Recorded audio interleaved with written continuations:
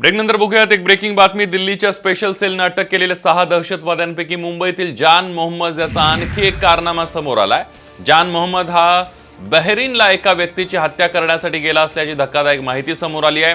समीर कालिया उर्फ जान मोहम्मद शेख 2019 मध्ये बहरीन देशामध्ये एका व्यक्तीची हत्या करण्यासाठी गेला होता, मात्र काही कारणास्तव ही हत्या न करताच त्याला परत यावं लागलं अशी माहिती वरिष्ठ सूत्रांनी दिली आहे। दरम्यान या प्रकरणी एटीएस आणि गुन्हे शाखेचं एक पथक दिल्लीला रवाना झालंय।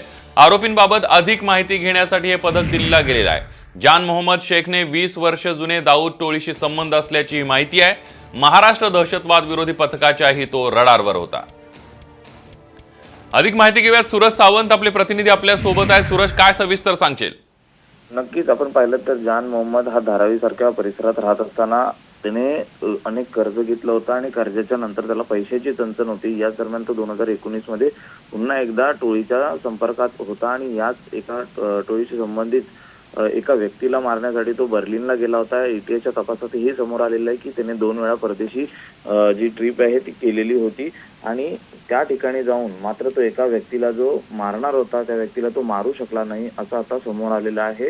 प्राथमिक दृष्ट्या हे किती खरं आहे याचा तपास आता दिल्ली स्पेशल सेल आहे, एटीएस आहे, हे आता करत आहे। मात्र गुन्हे शाखेच्या तपासात तरी ही बाब ठोसपणे जाणवलेली आहे। मागच्याच वर्षी एका व्यक्तीच्या कटामध्ये देखील त्याचं नाव समोर आलं होतं। या प्रकरणात त्याला अटक देखील करण्यात आलेली आहे। तर यापूर्वीचे 2 गुन्हे आहेत ते देखील गंभीर आहेत।